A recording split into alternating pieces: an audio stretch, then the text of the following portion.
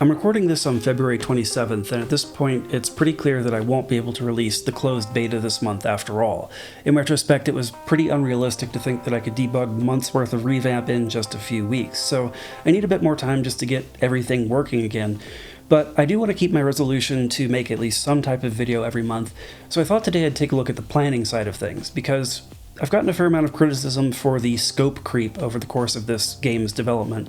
And while I don't think it's a good idea to lock down the scope from the beginning, I think games should be allowed to evolve as they're prototyped, play-tested, and you realize what can be done differently to make it a better game. There is honestly a lot that I could cut or scale back for at least the initial release and then revisit later. Alright, this is completely unscripted and unplanned, but let's see how it goes. This is basically broken down by milestones or releases, the first one being just having this revamp fully operational. Then I'm assuming there will be at least one bug fix release after that. I've already put some bugs into this, but I think for now I'm going to actually exclude bugs. Because in fighting scope creep, I'm not going to be cutting bug fixes. I intend to fix everything that's clearly broken. Over here in hidden groups we have everything that's post-release, a lot of which is not really committed yet. It's just ideas for things that I want to come back to after the main game is finished. This is a bit of a brain dump of a lot of things I want to do with criteria. Here I wanted to have a challenge inspired by Iron Chef, where you serve different dishes, multiple courses that feature an ingredient in different ways, so you'd be judged on them specifically not being similar to each other. But I can actually cut this for now, because that challenge is no longer in scope for the initial release. A few of these other things could be cut, but because I haven't got a full list of what all the challenges in the initial release will be, I want to make sure there are enough interestingly different things to do, and so I don't want to make a final call on what's cut or not yet. Master dish gen work item. This should no longer be a problem, and this can be cut. Originally I wanted the NPCs to be limited to the same tools and equipment that you have, but in a way it makes more sense if aliens from other planets might have some things that you don't. Ah yes, the Tastalizer has a progress bar that was meant to tie to the recipe, whichever step you have selected. But you know what, I think I can cut that. I've probably been going way overboard with the recipe planner, and while I don't want to take away what I've already done, I'm going to hold off on adding anything further for now.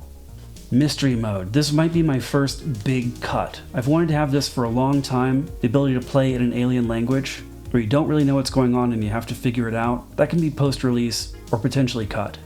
I do want more player portrait choices, and this kind of ties into that. I wanted to make some changes to just how that player portrait system works, but you know what? That's not a necessity. I need more options, but changing how it works is potential cut, not a priority. Iridium Chef, that's being cut. That's the one that's based on Iron Chef. Custom mode is something I've wanted to have for a long time, to let you choose what types of challenges you want, how many challenges in a contest, how many NPCs, and what other twists you might want to apply.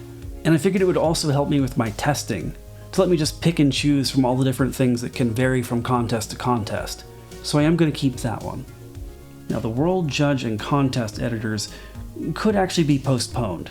I wanted to go ahead and make these tools just to make it easier for me to author this content, but it probably will take more time to build them than they would save for the initial release. This is something I want to do later when I add mod support. Anti-grav, spice shakers, and unstable ingredients are all things I want to add so that you continue to have variety in the ingredients as you progress, and anti-grav is the biggest question there. Because I have a plan for it, but it is a little bit complicated. I'm going to go ahead and tentatively move that out. Now this is an interesting item.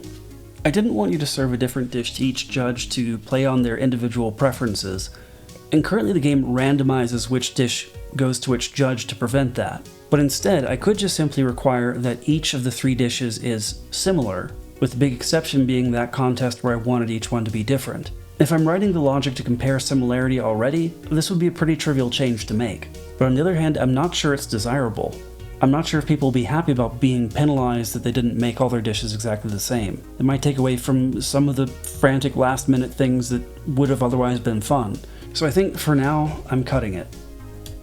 I do want to vary the way eliminations are handled in different contests. For example, some might base it on the average score across a few dishes, where some are just the most recent, but this can be cut for now. floating is a dupe with the anti-grav item, and this is related as well. I wanted to have a cloche that would just keep the item from floating away, and to treat the use of this as a technique that gets counted toward your ambition, but that's going to get postponed. Now, cookware sets with different art is an idea I had as sort of a cosmetic unlock. For example, you might get copper pans and tools from one world, super high-tech from another world, but this can be cut for now. So now, the procedural generation milestone. You know, looking at this now with an eye toward reversing scope creep, what if this whole thing were postponed? What if, in the initial release, you just get 8 contests of handcrafted content predetermined, no randomized seasons, no randomized ingredients? It would save a lot of work. And it seems like a perfect candidate for a big post-release update. The Parallel Universes update as a big endgame unlock. It's kind of a big decision, but yeah, I think it's time. I think that's exactly the kind of tough call that this planning session is for. Again, this doesn't have to be a final answer. I can always come back and pull things back in if I'm ahead of schedule, if I feel like the game really needs one of these things. But for now, yeah, that whole thing is getting punted. And I wanted to add a sort of summary below the judging to tell you how it's affecting your score as I comment on things. I think that can also be cut. Localization is another big thing. Well, I might actually save for post-release because I don't think I'm going to have translations to other languages until some post-release update. So I can kind of work out that whole system later. So there are probably some things still missing from this board, things that will get added in, and some of these things I just moved will probably come back. But I hope this has been an interesting peek behind the scenes at what's still to be done and how I'm tracking it. I'm going to leave this video here. Hopefully it won't be too long before the next one where I can actually unveil a new build, but it is very hard to predict how long debugging will take when so much has changed. But once I get past that major hurdle, I expect things to move a lot quicker because it will be mostly about the content, adding new challenges, little twists, but not complicated gameplay systems. So as always, it really helps me out if you hit the like button, spread the word, and subscribe if you haven't already. And of course, thanks for watching.